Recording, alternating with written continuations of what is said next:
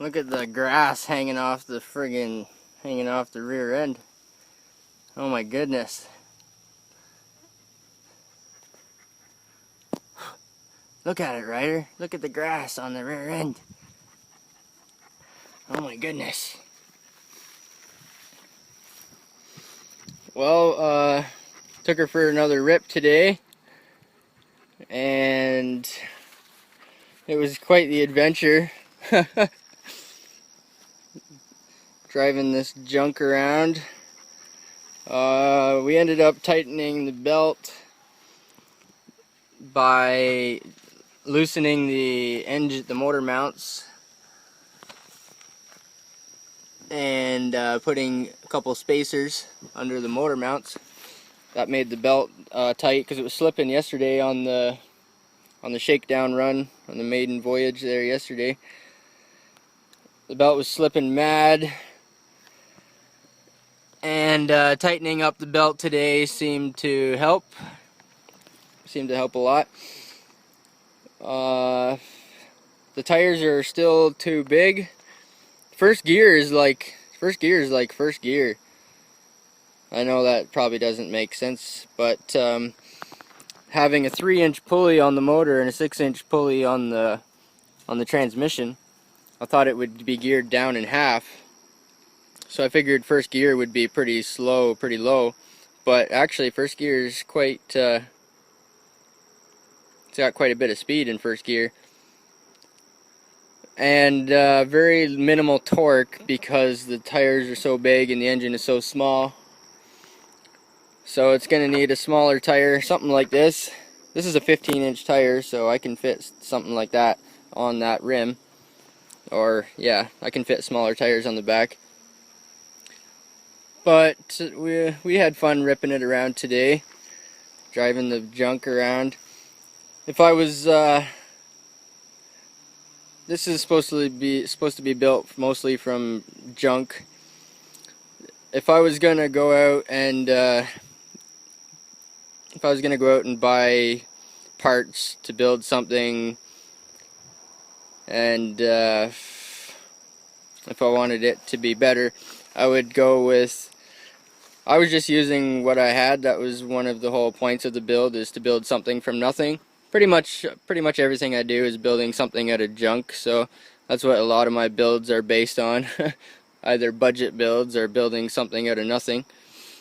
But if I had a budget to buy parts, or if I had something like a lathe or a mill, I could probably do a lot better with better equipment and better parts.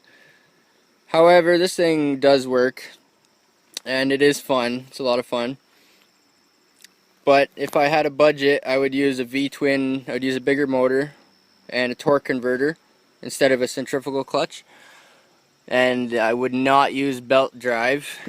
I would probably run, it would be a chain drive from the torque converter to the transmission. You would need a gearbox because you would need reverse. This gearbox here, it doesn't like reverse at all. It seems to pop out of reverse. So when I'm reversing, I'm actually holding it in reverse, holding it from popping out. So it's not bad. It's not good, but it's not bad. The alignment needs to be set, and the tires need to be downsized, and it's still got a long list of things I want to do to it. But just the first initial thoughts after driving it with the belt tight. The belt was slipping yesterday, but driving it today with the belt tight and actually being able to drive it up the hill. I drove it up a pretty steep hill today, so that's a good test. And it would only do that in first gear because the rear tires are so big and the final gear ratio is pretty tall. So ultimately it could have it could have a bigger pulley on the transmission, or it could have a lower gear ratio ultimately. Focus! Focus! Mine's so dark it just looks like a blob of black. Oh my goodness. You me same. Twinsies. You me same. Yes, sir.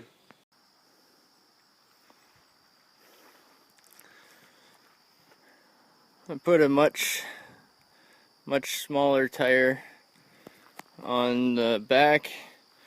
That's what size it used to be, 235, 75, 15, and I downsized to 195, 65, 15.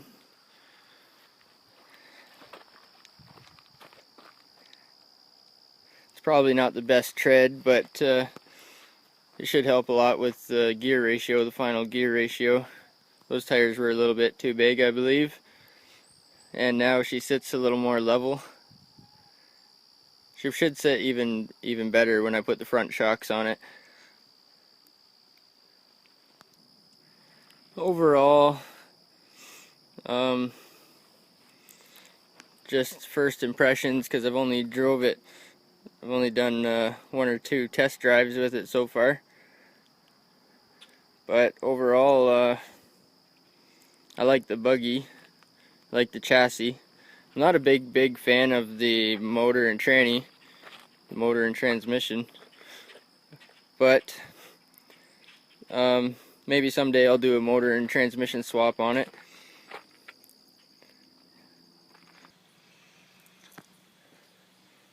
This is not the proper belt, so I ordered the proper belt, and it was not easy getting it out of there. Had to take the pilot bushing off the front of the transmission, had to move the exhaust. I want to do something different with the exhaust anyway, because it's blowing right on the frame here. But yeah, had to unbolt the motor, loosen all the bolts for the engine, and the transmission. Had to loosen all the bolts for the transmission also, just to get the belt out of there. What a chore. And it's going to be a couple days before the proper belt comes in. It's wider. This is a 1/2 inch belt, and the other one is 5/8. Yeah, I've got this one here now, and it's the proper 5/8 wide. It's wider, made for this clutch. And right on the package here, it says works extremely well on clutching drive applications, as well as general utility drive. So that's what I want. And this one here wasn't the proper one. It was the proper length, but it wasn't the proper one. And I just put it on because that's what I had. But now I've got this, so this should give me a lot better drive traction. And yeah, I'm gonna put that on now. Well, these made in China gauges come in the mail, and took them a while, but kilometers per hour, which is pretty good because I'm a Canadian, so that works for me. And white face gauges. This thing will never go that fast, but oh well. Cable driven, same as my transmission. And an electronic tack, which goes to 13,000 RPMs.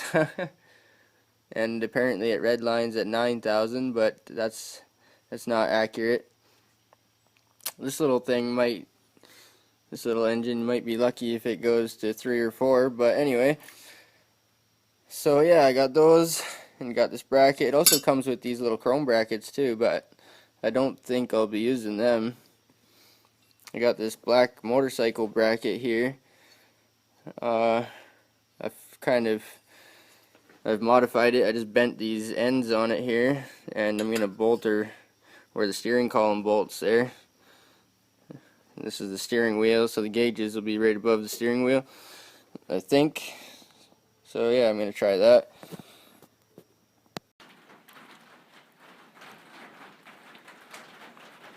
I just had this thing running a minute ago, and it was running really good today for some reason. I was just checking the belt, the new belt that I put on there, to see how it run. I don't know if I'll need the choke or not, because I had it running earlier.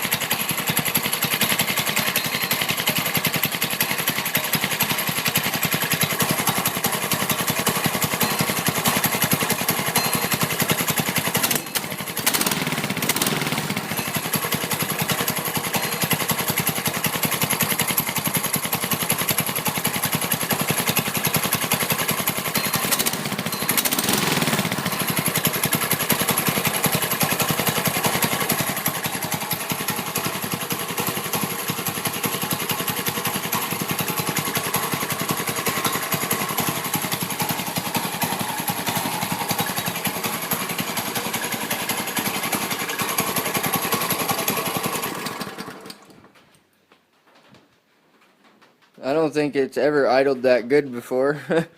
Maybe the carburetor's cleaned out. I did order a carb, a cheap $11, $12 carb off of eBay or something like that. It hasn't come yet. Oh, exhaust fumes. Poof. These gauges, these motorcycle gauges, I got them mounted to where the steering column mount should be, or where the steering column mount used to be. But I'm not sure about that. I might locate them central on the dash, just so I can, when I build the hood, I don't know, I'm not sure yet.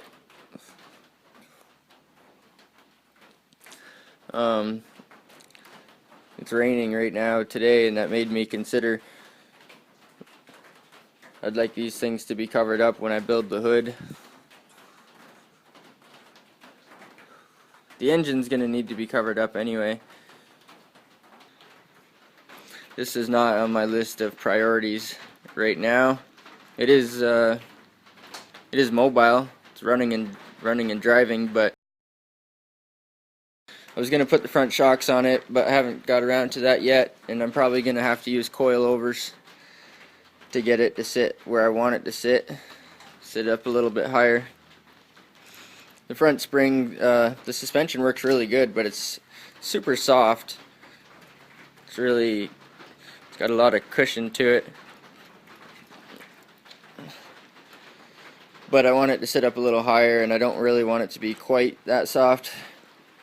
So the control arms sit the way I want them to sit and everything for my camber. So with this arrangement, with the tack on the left, this little trip meter here is tucked in between, so it's a little bit tricky to get at, but I don't know. Would you consider that to be nice and tucked in and nice and neat, or would you prefer it sticking out? I'm not really sure. Some people would prefer it tucked in. I think I like to tuck things in and stuff like that, but I might end up switching them around depending on the hood, because yeah, there's probably going to be a hood which covers the motor, and I'm not sure about the dash, but someday I'll make one of those. And there's another example of using some of these old brackets that I haven't cut off yet. If there's any that I don't use, I'll probably cut them off at the end, but I don't have any plans, so I'm just attaching things as I go. But I don't know, I kind of like that. We got motorcycle gauges, now I just need a motorcycle engine. But anyway, yeah, that's a cable driven speedometer, and I have a cable driven transmission. I'm not very happy with this transmission. It pops out of reverse. Yeah, so I might end up changing that too. I might do a motor and tranny swap on it someday, because I like the chassis. I like the buggy itself. And here's another bracket that I'm going to use. I'm going to use this bracket to attach the mud guards. Just going to put some basic fenders on here. It's brap.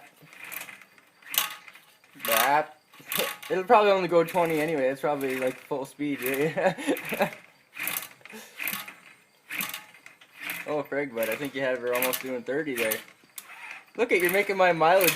Look at the mileage go up. It's got like half a kilometer on it already. Oh, goodness.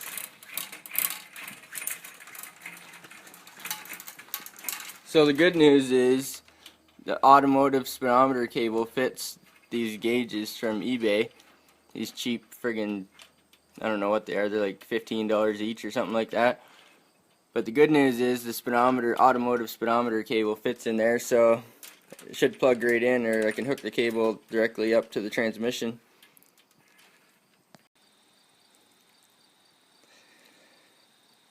I was at the swap meet yesterday, and I got these.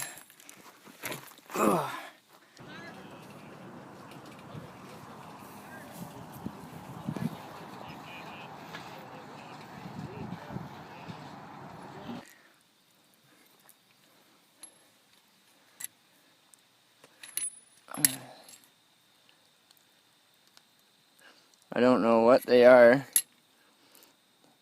They're previously enjoyed, made in Canada.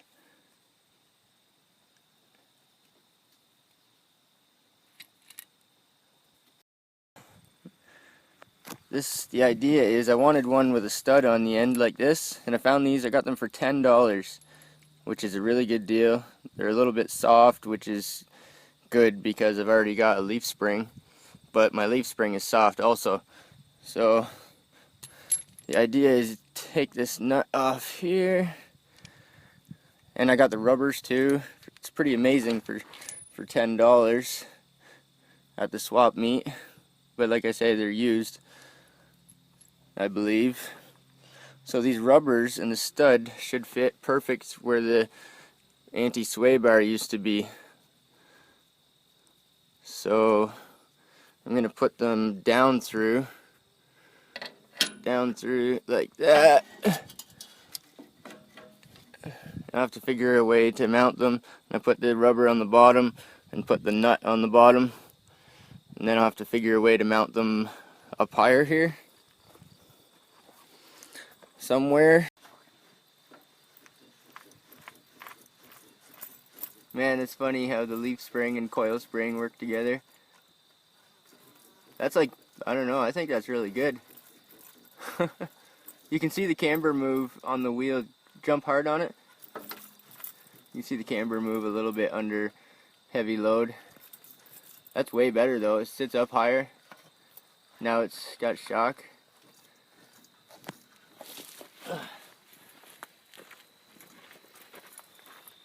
Have to figure a way to mount this other side.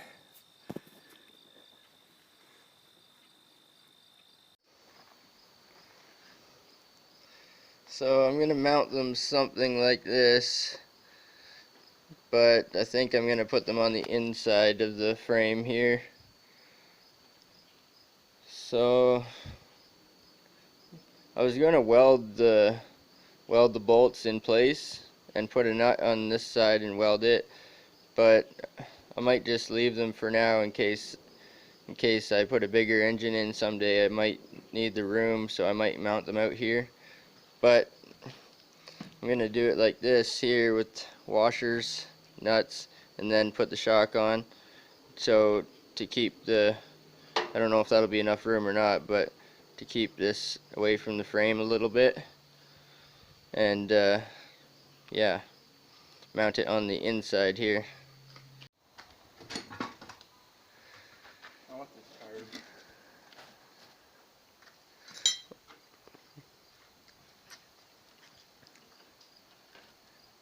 Well, the shocks are on and mounted them on the inside. I think it's stronger on the inside, and the geometry is better with the weight on it. And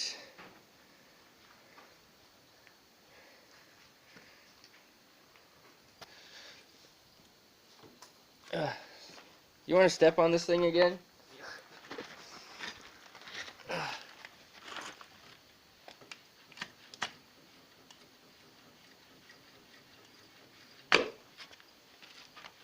Nice.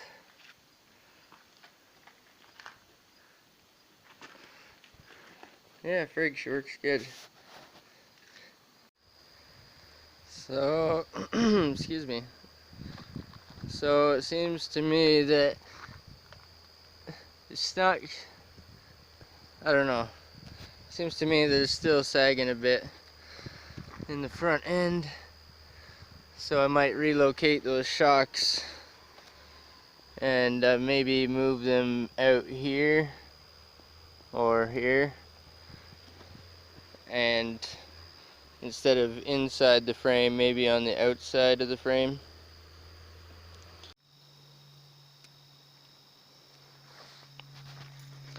I've taken the headlights off again and relocated the shocks further out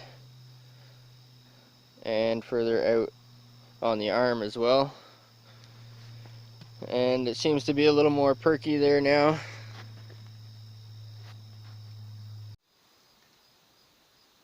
So here's the old carb in my hand. Now that they're actually side by side, you can tell a major difference in the throat bore. But aside from the throat bore and the jet, which is internal, they're pretty much identical. But you can see a much bigger hole inside of this carb, or the new carb I should say, compared to this old one. And aside from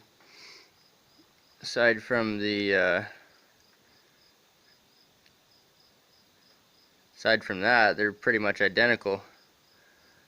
Same bolt pattern, same fuel setup, same choke setup.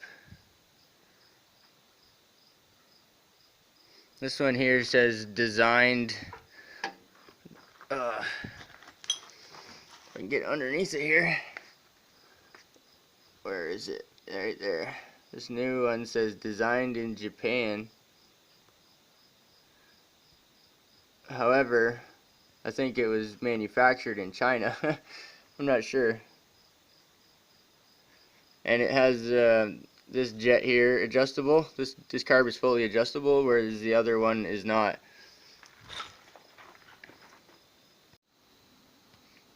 The new carb is on. The fuel line is on. Fuel is turned on, or the shutoff valve is open. And I'm wondering how hard it's going to be to start it now, or how easy it's going to be to start it now. So, yeah.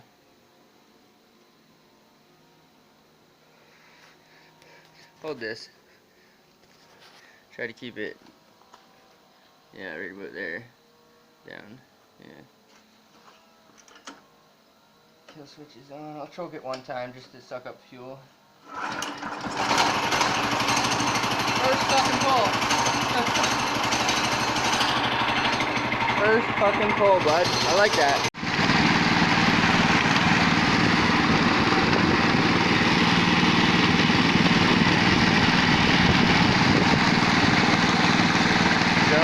Buggy. I can't shift gears and hold my phone at the same time. Yeah, hold on. Maybe I can.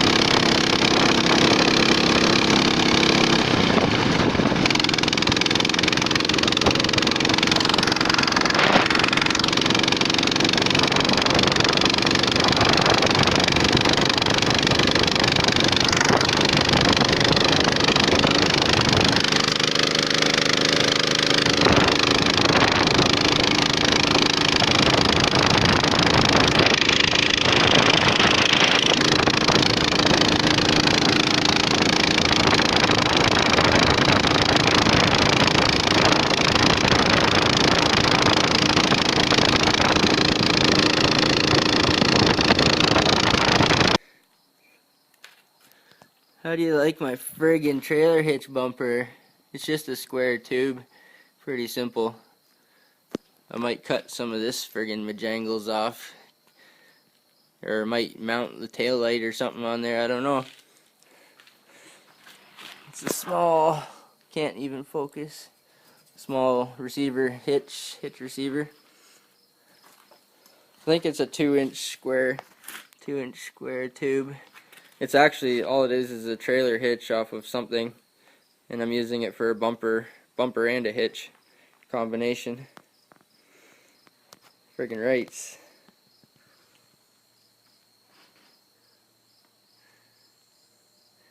Yeah, I think I'll probably trim these inside ones off. They're kind of ugly and whatnot.